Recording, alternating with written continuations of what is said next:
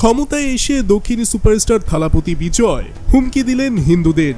বললেন মুসলমানদের গায়ে যদি কেউ হাত দেয় তাহলে তার হাত উকড়ে ফেলবেন তিনি।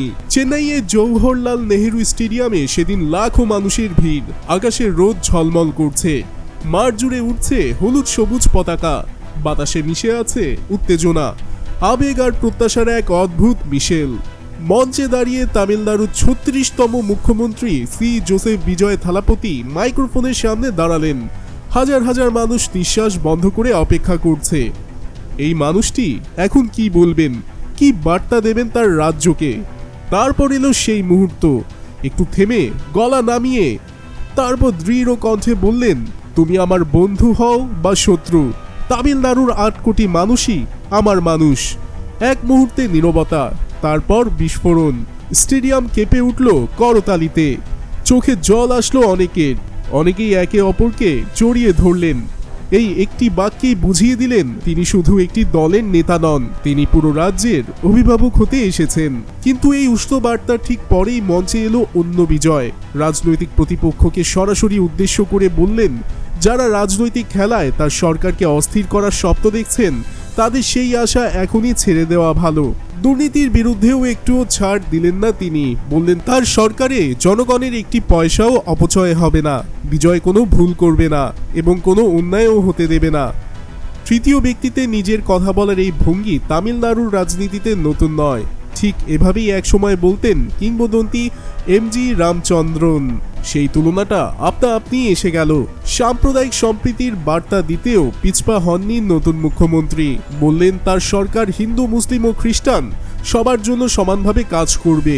কেউ যদি মুসলমানদের গায়ে হাত দেয় তাহলে তার হাত উকড়ে নেওয়া হবে। তামিলনাড়ুতে যেখানে বছরের পর বছর ধরে জাতি ও ধর্মের রাজনীতি চলছে, সেখানে এই একটি বাক্য ছিল এক নীরব বিপ্লব।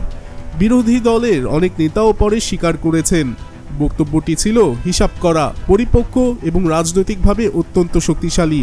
বক্তব্যটি ছিল মূলত বিজেপি নেতা মোদির উদ্দেশ্যে। পর্দার আড়ালের গল্পটাও কম নাটকীয় নয়। মাত্র কয়েকদিন আগেও অনিশ্চিত ছিল বিজয়ের শপথ। রাজ্যপাল সংখ্যাগরিষ্ঠতার প্রমাণ চাইছিলেন। মুখ্যমন্ত্রী মনোনীতের কনভয় প্রত্যাহার করা হয়েছিল। বিরোধীরা বলছিল সরকার হবে না, কিন্তু শেষ মুহূর্তে কংগ্রেস সহ আরও ৩ দলের সমর্থনে ম্যাজিক ফিগার ১১৮ ছুঁয়ে ফেললেন বিজয়। যে মানুষটাকে ঠেকানোর জন্য রাজ্যপাল থেকে শুরু করে বিরোধীরা সব রকম চেষ্টা করেছিল, সেই মানুষটি শেষ পর্যন্ত মঞ্চে দাঁড়িয়ে বললেন, তোমরা সবাই আমার মানুষ। এই ভালোবাসাই বিজয়ের শপথকে একটা সিনেমার চেয়েও বেশি নাটকীয় করে তুলেছিল। শপথের প্রথম দিনের ভাষণে তিনি থেমে থাকেননি। সচিবালয়ে গিয়ে একের পর এক গুরুত্বপূর্ণ আদেশে সই করলেন। প্রতি মাসে ২০০ ইউনিট বিনামূল্যে বিদ্যুৎ সরবরাহ, মাদক বিরোধী বিশেষ টাস্কফোর্স গঠন এবং নারী সুরক্ষা বাহিনী প্রতিষ্ঠার ঘোষণা দিলেন। বড় সিদ্ধান্ত নেওয়ার আগে রাজ্যের আর্থিক অবস্থার উপর শ্বেতপত্র প্রকাশের ঘোষণাও দিলেন, যা স্বচ্ছতার প্রতি তার প্রতিশ্রুতির স্পষ্ট ইঙ্গিত। পুলিশ, গোয়েন্দা ও অভ্যন্তরীণ নিরাপত্তা বিভাগ প্রাথমিক পর্যায়ে সরাসরি মুখ্যমন্ত্রীর তত্ত্বাবধানে রাখা হয়েছে, যা প্রমাণ করে আইন শৃঙ্খলা ইস্যুতে তিনি কোনো ফাঁক রাখতে চান না।